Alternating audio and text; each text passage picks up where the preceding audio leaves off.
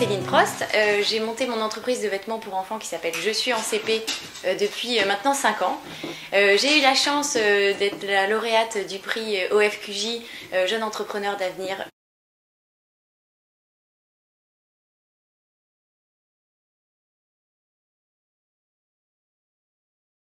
Au G20 des entrepreneurs, j'ai eu l'occasion vraiment de rencontrer beaucoup de personnes, donc évidemment les entrepreneurs de la délégation française. On était 21 sur place. Ça a été vraiment un moment très fort de partage d'expérience en tant qu'entrepreneur, donc chacun avec ses soucis, ses envies, ses motivations. Donc ça a été vraiment riche parce qu'il y avait des entreprises qui avaient des niveaux de croissance différents, des âges différents. Donc on a vraiment pu avoir un brassage parfait et complet sur ça.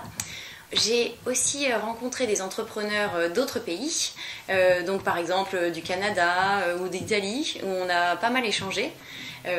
Évidemment, on a beaucoup échangé pendant les sessions communes aussi, où le but du G20 c'était de faire remonter les informations au gouvernement, faire des propositions concrètes pour améliorer la vie des entrepreneurs.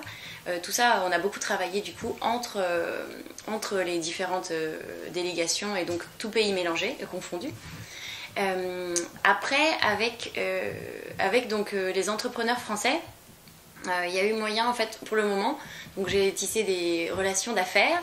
Elles sont, c'est un peu tôt là pour avoir encore des conclusions réelles, mais je pense qu'on aura l'occasion de réaliser du travail ensemble, que ce soit dans un sens parce que par exemple on a rencontré une agence qui fait de la communication et on va peut-être travailler avec eux pour ça, ou dans l'autre, moi j'ai rencontré un agent, une italienne, qui faisait aussi de la mode pour enfants, donc qui va nous permettre concrètement de nous étendre en Italie et en Russie.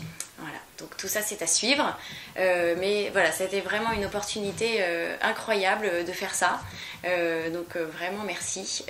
C'était un mélange à la fois de professionnel, ça c'est sûr, mais aussi complètement personnel, de se renforcer, de se rendre compte qu'il y a beaucoup de gens qui partagent les mêmes envies en tant qu'entrepreneur, et voilà, c'était vraiment extrêmement riche sur tous les points. Donc, mes recommandations, moi, ce serait en fait d'oser, tout simplement, parce que c'est vrai que le dossier est un peu gros, il faut se mettre dedans, mais voilà, c'est vraiment une opportunité très très rare, et il faut oser aller présenter sa candidature.